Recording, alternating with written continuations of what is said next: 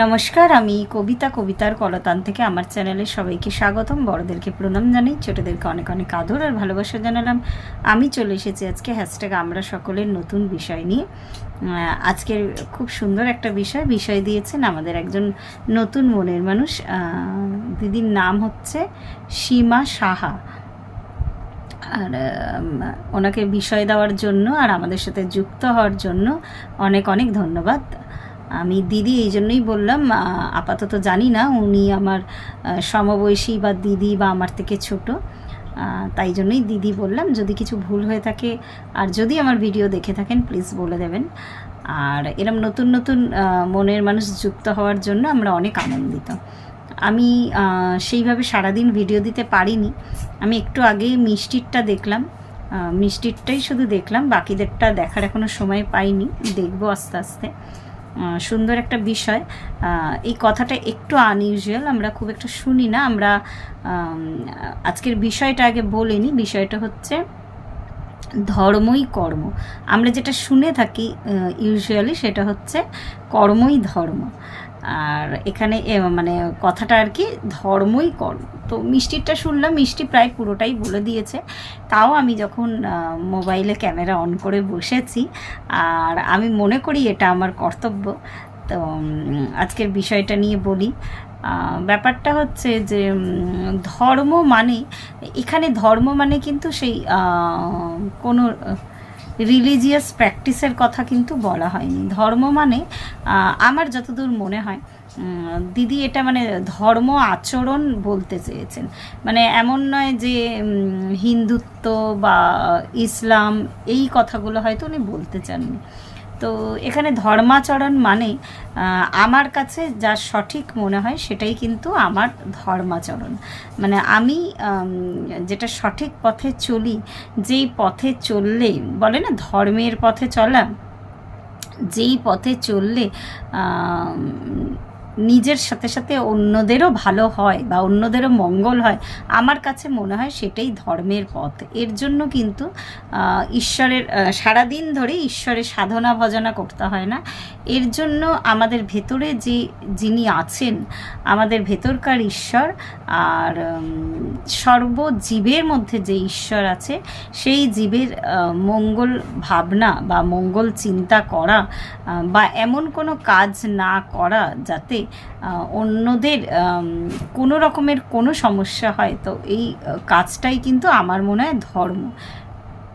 তো ছোটোবেলা থেকে আমরা শুনে আসছি, প্রত্যেকেই উপদেশ দিতেন ছোটোবেলাতে গুরুজনরা, বা এখনও পর্যন্ত যাদের আমরা যেসব মোটিভেশনাল স্পিকারসরা আছেন তাদের বক্তৃতা যখন আমি শুনি, তো তখন কিন্তু মানে এটাই শুনি যে ধর্মের পথে থেকো। তো ওই ধর্মের পথ মানে তো ধর্ম নিয়ে হানাহানি নয়। ধর্মের পথ যদি সেকুলার ওয়ার্ল্ডে দেখি তাহলে কিন্তু মানে একটা বিরোধিতা সৃষ্টি হয় সেখানে। কিন্তু যদি আমরা মনুষ্যত্ব ধর্মকেই বড় বলে মনে করি, আর সেই পথে যদি আমাদের জার্নিটা চলতে থাকে, আমরা এই জিনিসটা না রিয়েলাইজেশন করতেই অনেকটা সময় লাগে, যেহেতু আমাদের ওপরে বিভিন্ন পরত পড়তে থাকে। প্রথমত পারিবারিক, তারপরে আস্তে আস্তে সামাজিক। তো এইভাবে এই পরতগুলো আস্তে আস্তে পড়তে পড়তে কী হয় না, আমাদের দেখার দৃষ্টিভঙ্গিটা চেঞ্জ হয়ে যায়। আমরা কিন্তু ওই ছোটোবেলা থেকে ওই ধর্ম বলতে শুনে আসছি, কিন্তু যেখানে যেহেতু আমি হিন্দু ধর্মে পরিবার থেকে বিলং করি, ওই জন্য আমার কাছে ধর্ম ছোটোবেলা থেকে আমরা যেটা শুনতাম, যতই বলুক না কেন, জীবে প্রেম করে যেই জন সেই জন সেবিচি ঈশ্বর। তো এই মানে এগুলো ততক্ষণ তো আমরা রিয়েলাইজেশন করিনি।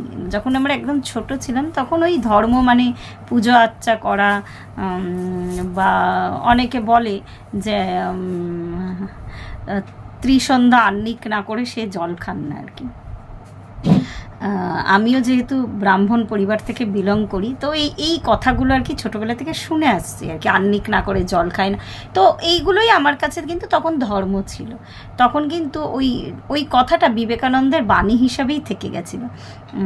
ওইগুলো মানে ওই বাণী বা কোড হিসাবে মহাপুরুষদের পড়তাম, তখনও কিন্তু মানেটা বুঝতে পারিনি। কিন্তু আস্তে আস্তে যত বড় হয়েছি, পরতগুলো যে একদম উপর থেকে আমার সরে গেছে তা নয়, কিন্তু যখন আস্তে আস্তে চিনতে শিখেছি যে আমি কি চাই বা কি করলে আমার নিজের পরিবর্তন হবে, সাথে সাথে সমাজের পরিবর্তন হবে, সর্বপেক্ষা যেটা দামি জিনিস সেটা হচ্ছে না, আগে নিজেকে চেঞ্জ করতে হয়, মানে নিজেকে ধর্মের পথে রাখতে হয়। এই আরেকবার বলছি, ধর্মের পথে রাখা মানে নিজের মধ্যে আর কি এমন অনুভূতি আনা যে আমি যেই পথটা ধরে চলছি সেই পথে যাতে কোনো দিনও কাউকে আমি হার্ট না করি বা কাউকে আমি হার্ম না করি।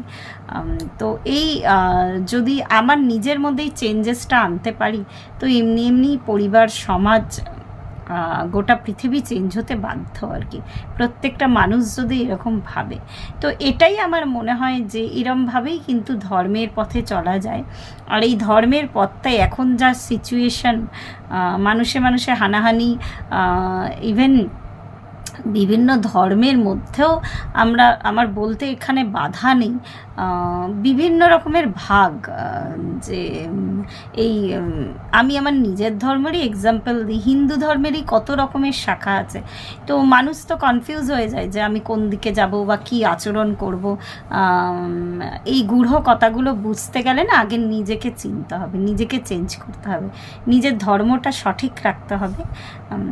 কখনোই মানে এটা ভুললে চলবে না যে আমার ধর্মটা কিন্তু আসলে মানবতার ধর্ম।